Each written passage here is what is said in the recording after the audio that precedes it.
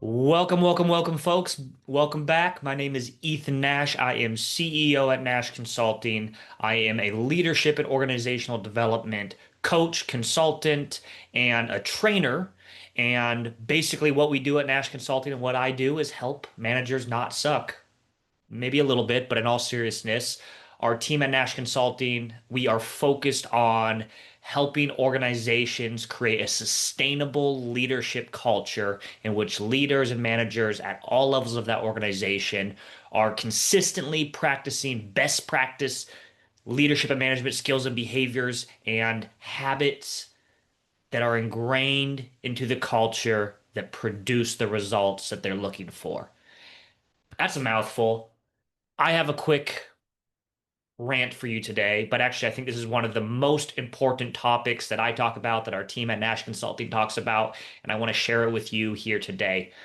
Um, First and foremost, I want to put this concept on your radar called the psychological contract.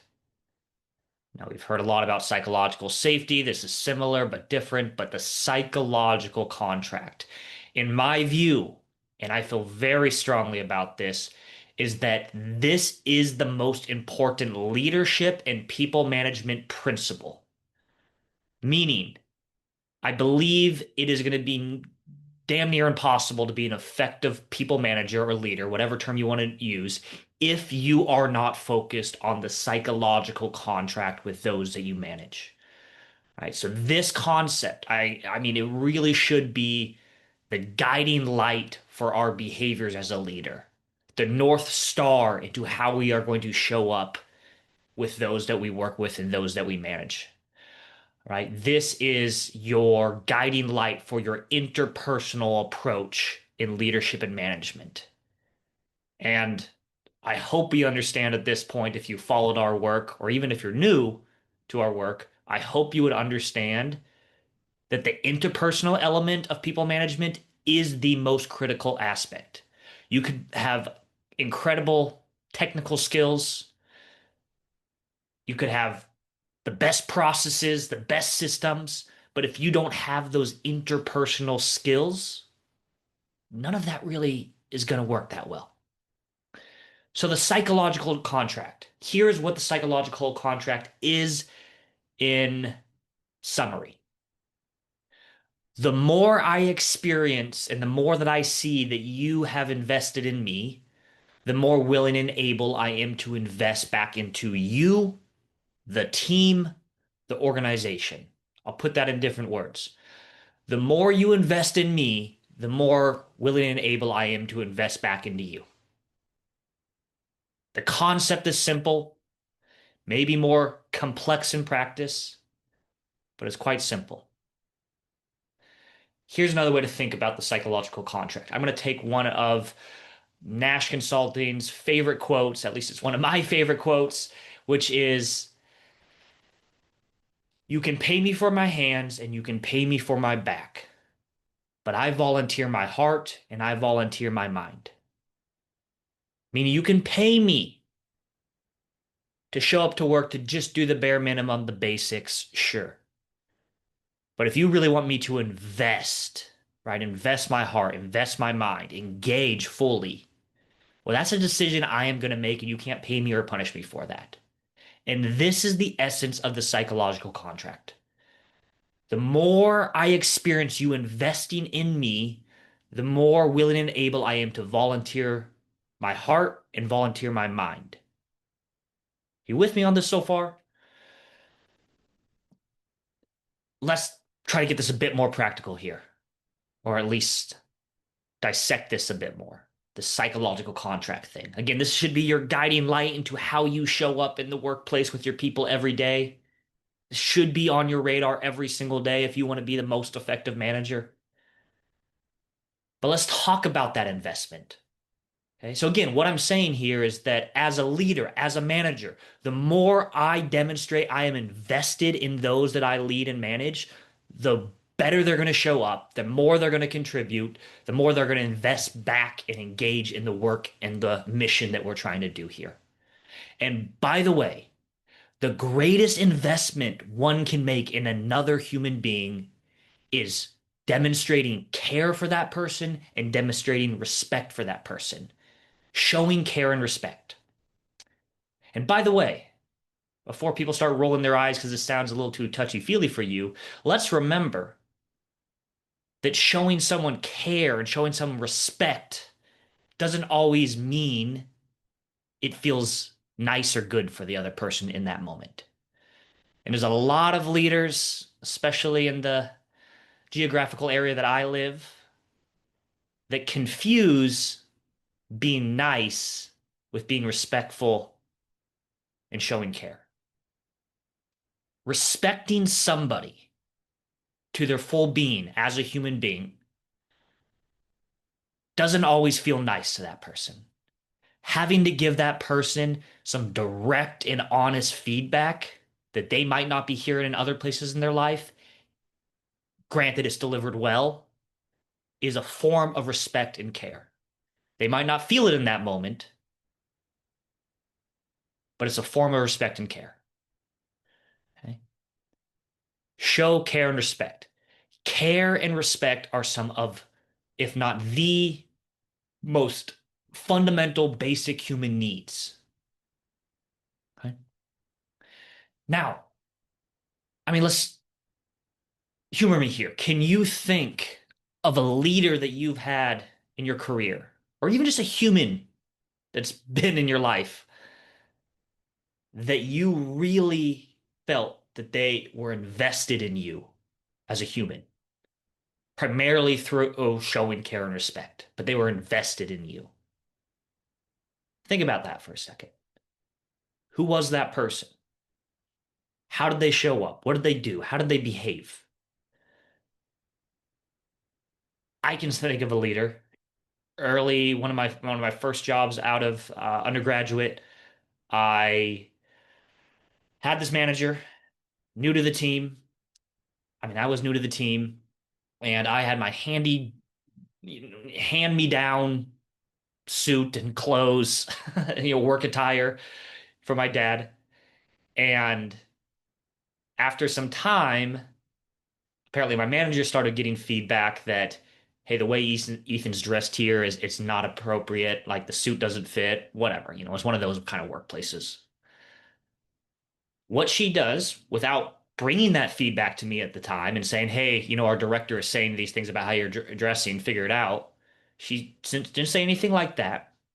She simply took me out on an outing to the mall and surprised me and say, hey, this is something that I often like to do to new hires. I just want to buy you a nice suit jacket or whatever we were wearing there. So that's a literal investment. Like she spent her money to help me out there. Okay. But she also showed up in a lot of other ways that showed care and respect. The way she was just honest with the way she gave me feedback. And I had the sense that she wasn't sugarcoating anything. She wasn't beating around the bush, and I was getting the full truth. Didn't always love it. It didn't always feel like respect at the time, but that eventually occurred to me that's what was happening. The way she would ask for my opinion and genuinely want to hear it. And not just, hey, do you have any thoughts on this? But saying, hey, Ethan, I see that you're really good at X, Y, and Z. I like the way of how you think about these type of situations. You tend to process information in this more analytical way, and I need to know what you think about this client situation we have. Okay, so she tapped in to what she was seeing about me. And just the fact that she was verbalizing to me what she saw in me, which is why she wants my opinion on something, showed a huge amount of investment in me, that she had been investing in me emotionally and cognitively. She'd been paying attention to me. Now, can you think of maybe a leader you've had in your life that it was very clear that they weren't investing in you, that maybe they weren't holding up their end of the bargain of the psychological contract? I can. I can, right? Just remember, as the old adage goes, people don't leave jobs, they leave what? They leave managers.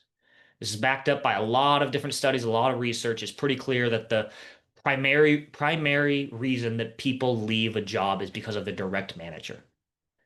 Sorry, right? The flip side of that, though, is that people don't stay in jobs for the jobs. They often stay in job because of their manager. And they do so in those cases because that manager has upheld their end of the psychological contract.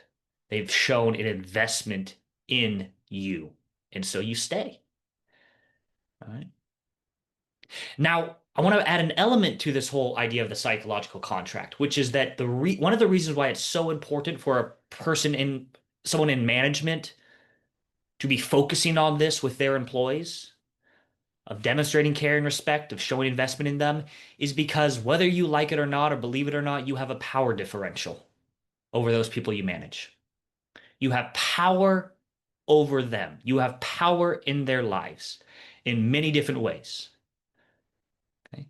What they get to work on, like their work assignments, that's power. Maybe if they get promoted or not, that's power. If they get disciplined, that's power. Who they have to work with, when they have to work. There's so many areas in which a leader, a manager has power over their employees. And you might be thinking to yourself, well, I don't even pull those levers. I don't get to decide who gets fired or who gets promoted or whatever. You certainly do influence those decisions, don't you, though, as a manager? And that's power. So, coming full circle to what I was trying to say here is that when I'm in a relationship with someone that has some power over me in this way, I am going to do what I need to do to keep myself safe. And if I look up and this person that has some authority, has some power over me, doesn't really seem to respect me, care about me, doesn't seem to have my best interest at heart, that's going to be terrifying for me, consciously or subconsciously.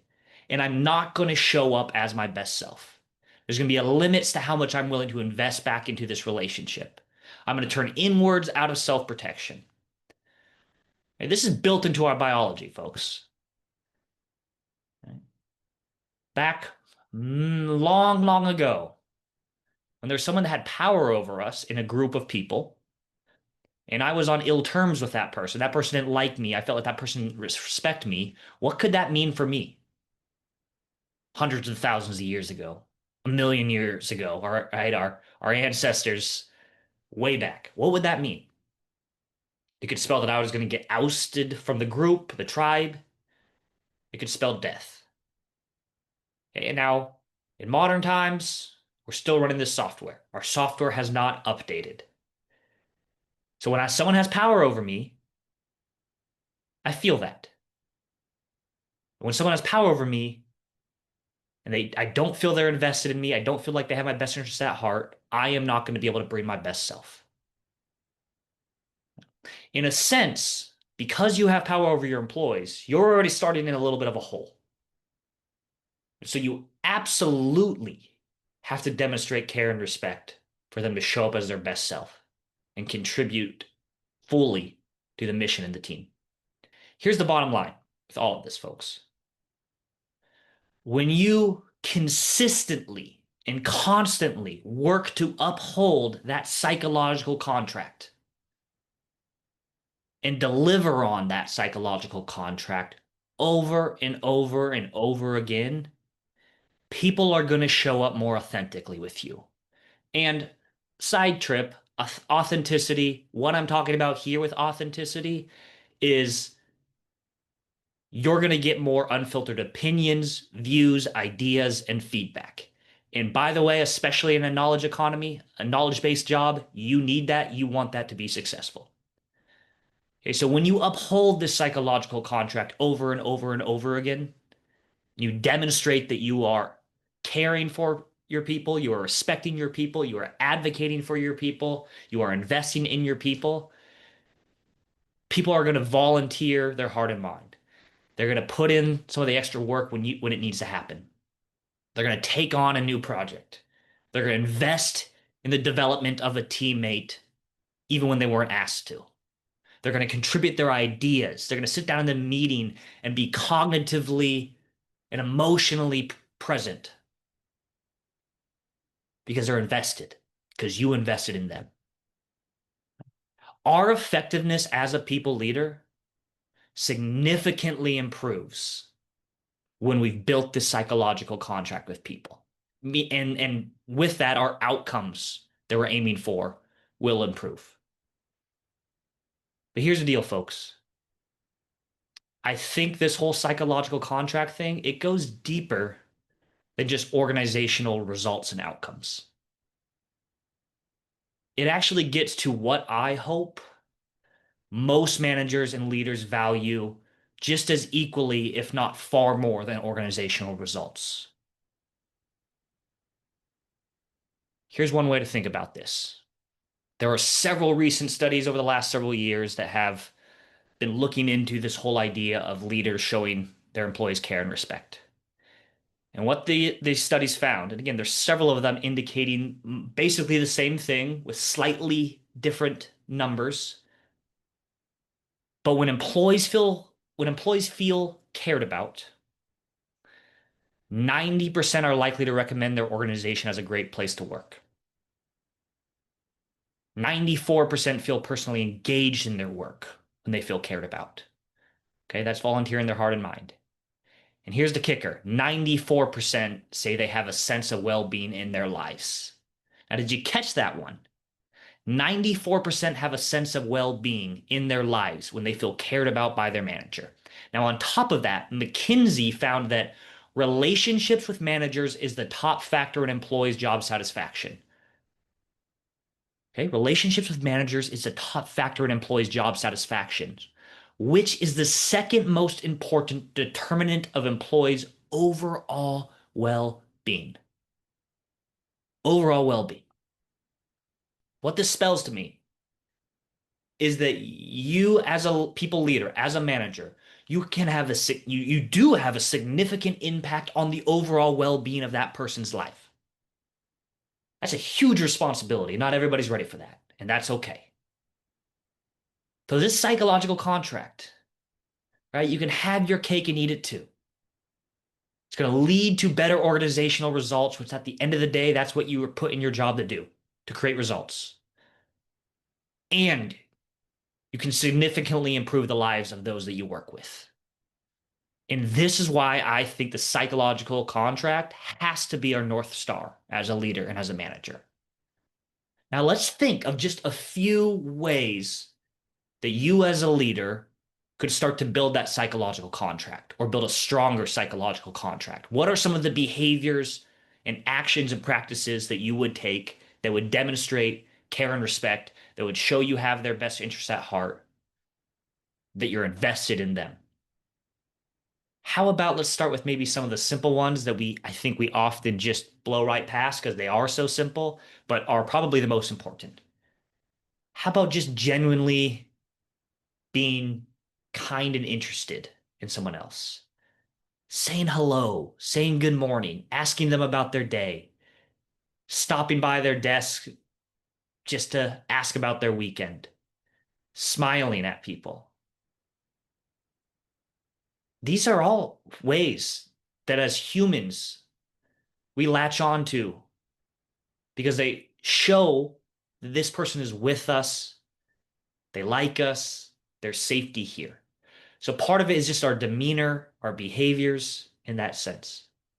Genuinely just being kind to other people. And then there's a whole bunch of practices that build the psychological contract. And in a sense, all the leadership development work that we do, all the leadership development and management training we do is based around the psychological contract. We teach and train managers in a whole bunch of different practices and processes, but all of those, when done well and done with emotional intelligence, right? While practicing emotional intelligence skills, build the psychological contract. How about having regular scheduled one-on-ones with your employees? I am investing in you here, employee, by saying once a week or once a month, I want to sit down with you and I want to figure out how things are going for you, what's on your mind, do you have any feedback, where can I help kind of move things along for you, where are you struggling? Let's make sure we have clarity with each other. Let's make sure we're on the same page. I am literally investing my time in you, and I want to make this a regular thing that's on our calendar. Now, that's an investment, including people in decisions, asking for their opinions about decisions, being willing to go with somebody else's hunch with a decision rather than my own. That's showing respect for them and their ideas. How about providing them clarity on where they're able to just make decisions on their own by giving them some autonomy in that way and making it clear to them? How about giving feedback to them, hard feedback to them in a way that is clear, is honest, but focuses on their behavior and not on their character, on their attitude, right? Just focusing on behavior and not insulting. That's respect and that's care. How about just generally assuming good intent about maybe an employee that you're struggling with that you have to give feedback to? Coming in that conversation with the mindset of, I can generally assume this person didn't wake up today thinking, how can I fail today? How about advocating for employees by getting them the tools or the training, the resources they need to be successful? And telling them, hey, you know what? This sounds important. I'm going to go try to get this for you. Asking for people's opinions and meaning it, which I've already mentioned. Asking for feedback on your management style and your management approach. Now, think about how powerful that is with someone that has a power differential. Hey, look it, I want to show some humility here. Where can I get better? What do I need to adjust? What's your view on how I'm showing up, how I'm leading this team? By the way, you're not saying in that conversation, I want to show humility here. That was the background dialogue. That'd be a little weird. I want to be humble. Okay, anyways, you're showing humility by actually valuing their opinion about you and your management style and approach. How about sitting down with them to create crystal clear clarity on their roles and responsibilities and outcomes that they're aiming for? Because clarity in this sense is kindness and it's care. Because clarity on what they're responsible for, what's expected, and being as crystal clear as possible allows for autonomy within the container you helped create with them. That's care, that's respect. How about just receiving feedback non-defensively, even when the feedback they're giving you sucks and they are talking about your character, when they raise their voice, when you're feeling super defensive and you totally disagree with their feedback, still being able to receive that openly, kindly, and non-defensively. How about just showing appreciation consistently and giving thanks consistently? So there's a whole bunch of skills and behaviors that would build the psychological contract. So it's not limited to just, I just got to be a kind person overall and be friendly and smile. That's important too. But it's the practices, it's the processes, and it's your leadership approach that's going to help build that. So here's what I encourage you to do if you're interested in building a stronger psychological contract with those that you lead and work with. I want you to, on a piece of paper, draw two columns. So you got column A on the left, column B on the right. In one of those columns, I want you to list all the behaviors and practices that you believe you consistently do and practice that help build that psychological contract. All right, this is a chance to give yourself some credit, practice some self-compassion. Hey, here are all the ways that I think I should build psychological contracts consistently. Think about your behaviors, how you show up, your practices, your processes, your responses to people, everything you can think of. That's in one column. In the second column, I want you to list all the behaviors and practices in general that would build the psychological contract. Whether or not you're interested in doing these practices and behaviors is besides the point. Just list all the ones you could think of and maybe get some help. Ask a few other leaders, other people in general around you in your life, and just try to get as an exhausted list as possible. So in this column, you would have all the behaviors that you are already consistently practicing, plus a whole bunch more. I actually have these two columns. Now, on your list, in the first column, I want you to circle two, and just two, of those behaviors that you consistently practice. Just circle two of them, right? And choose the two that you think are kind of the biggest bang for your buck. Circle those and focus on those over the next month. Basically, what I'm saying is these are already strengths of yours. Double and triple down on your strengths. This is one of the keys to effectiveness in life and high performance is to highlight your strengths and double and triple down on your strengths. So pick those two, and you're basically saying, I am going to work to maximize these strengths. And when you work to maximize these strengths, it's going to impact people even more positively because you've already built credit in this area, and then they're going to see it even more enhanced. So two from your list that you're going to focus on. And then the other column that just has all the behaviors, I want you to circle two of those behaviors or practices. Two of them that you think, hey, I am not doing or I'm not consistent at these. And your task is to start getting consistent with those two behaviors or practices. And just 1 month at a time. So for this upcoming month, I am focusing on these two strengths of mine, and I'm focusing on doubling down. And I'm also going to focus on these two, we'll call them weaknesses, right? I'm going to focus on these two weaknesses and getting better at these. So I now have 4 behaviors that I believe is going to help strengthen and build that psychological contract with others and show and demonstrate care and respect and demonstrate an investment in them. I have these 4 behaviors I'm focusing on, 2 strengths, 2 weaknesses, right? And that's it for this month. Once I start listing 5 or 6 or 7 or 8 behaviors I'm going to focus on, guess what? If everything is your focus, then nothing is. Take it 1 month at a time with just 4 behaviors. Now, I sometimes get asked, like, hey, Ethan, I always forget to practice these things that I said I'm going to practice. Like, what's the hack here? What's the secret? Like, what's your system? You must have some sort of complex system to make sure that I'm consistently having these on my radar. Look, folks, it's stupid simple. So let's not overcomplicate this. This just takes discipline and it takes visibility. So these 4 behaviors you're focusing on, write them on a note card, a sticky note, and put them somewhere you're going to see multiple times every day. Okay, I put mine right on my desk in front of me. Sometimes I have them on my computer screen or below my computer screen on a sticky note.